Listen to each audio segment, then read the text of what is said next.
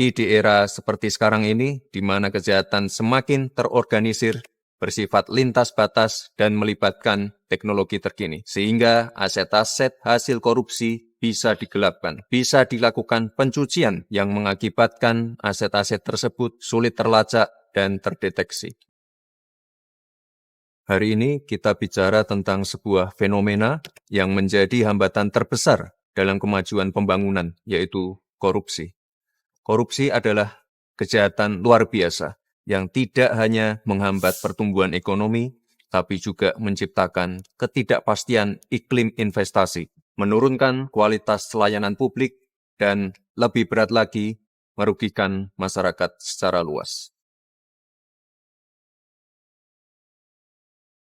Kita semua harus menyadari bahwa anggaran negara, anggaran daerah yang berasal dari pajak yang dibayar oleh masyarakat Indonesia harus dipergunakan setiap rupiahnya untuk kepentingan dan kesejahteraan masyarakat. Berdasarkan data dari ICW selama periode 2013 sampai 2022, potensi kerugian negara akibat korupsi mencapai 238 triliun rupiah. Dan berdasarkan kasus yang ditangani kejaksaan, potensi kerugian negara akibat korupsi di tahun 2024 mencapai 310 triliun rupiah. Namun, sayangnya hanya 1,6 triliun rupiah yang mampu dikembalikan ke kas negara. Artinya, pengembalian aset negara yang dikorupsi sangat sulit untuk dilakukan. Dan lebih dari 90% menguap begitu saja. Bahkan justru tetap bisa dinikmati oleh pelaku dan kerabat pelaku. Memang penyimpangan ini tidak hanya terjadi di 1, 2, atau segelintir negara saja, tapi hampir semua negara mengalaminya. Namun, respon dari masing-masing negaralah yang menjadi penentu keberhasilan pemberantasan korupsi. Apalagi di era seperti sekarang ini, di mana kejahatan semakin terorganisir, bersifat lintas batas, dan melibatkan teknologi terkini. Sehingga aset-aset hasil korupsi bisa digelapkan, bisa dilakukan pencucian yang mengakibatkan aset-aset tersebut sulit terlacak dan terdeteksi. Oleh sebab itu, Indonesia sangat perlu memperkuat sistem hukumnya agar mampu mengembalikan aset negara, membuat jera para pelaku, serta melindungi masyarakat dari potensi kerugian akibat korupsi. Teman-teman, komitmen dari Bapak Presiden sebagai pucuk pimpinan negara sudah sangat jelas, yaitu mendorong penuh pemberantasan korupsi dan pengesahan RUU perampasan aset. Kerugian negara yang dia timbulkan yang harus dikembalikan, makanya aset-aset pantas kalau negara itu menyita. Ini bukan sekedar pernyataan biasa, tapi kesungguhan Bapak Presiden untuk memerangi korupsi dengan instrumen hukum baru yang bisa membawa manfaat besar bagi bangsa.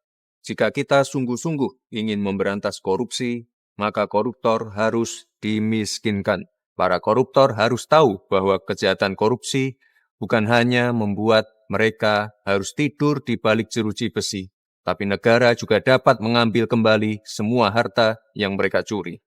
Prinsipnya sederhana, selama suatu aset bisa dibuktikan berasal secara langsung maupun tidak langsung dari tindak pidana seperti korupsi, narkotika, pertambangan liar, penangkapan ikan ilegal, pembalakan liar, judol, ataupun TPPO, negara memiliki kewenangan untuk merampas aset tersebut untuk dikembalikan menjadi aset negara, menjadi hak rakyat yang digunakan kembali untuk kepentingan rakyat. Inilah esensi dari RUU perampasan aset yang saat ini menjadi sangat penting dan mendesak. RUU perampasan aset ini merupakan pelaksanaan dari United Nations Convention Against Corruption tahun 2003 yang mengatur mengenai perampasan aset tanpa pemidanaan, yang menjadi semakin relevan dan penting untuk pemulihan aset negara, apalagi ketika pelaku tindak pidana meninggal atau kabur ke luar negeri. Memang ada beberapa kekhawatiran seperti pelanggaran terhadap prinsip praduga tak bersalah, serta potensi penyalahgunaan wewenang. Kekhawatiran ini sangat bisa dipahami. Oleh sebab itu, pembahasan terkait RUU ini harus segera dilakukan secara serius, komprehensif, dan transparan, serta melibatkan semua pihak termasuk para praktisi dan profesional agar menghasilkan regulasi yang kuat dengan pengawasan yang ketat sehingga tajam kepada para pelaku namun tidak sewenang-wenang kepada yang bukan pelaku. Beberapa negara lain juga telah lebih dahulu menerapkan konsep perampasan aset untuk tindak kejahatan tertentu, seperti di Belanda, Kolombia, Singapura, bahkan di Italia. Villa-villa mewah milik mafia disita dan diubah menjadi sekolah serta pusat kegiatan sosial. Pengalaman negara lain tentu bisa kita jadikan masukan agar RUU perampasan aset bisa efektif mengembalikan aset negara dan tidak menjadi instrumen yang bisa disalahgunakan.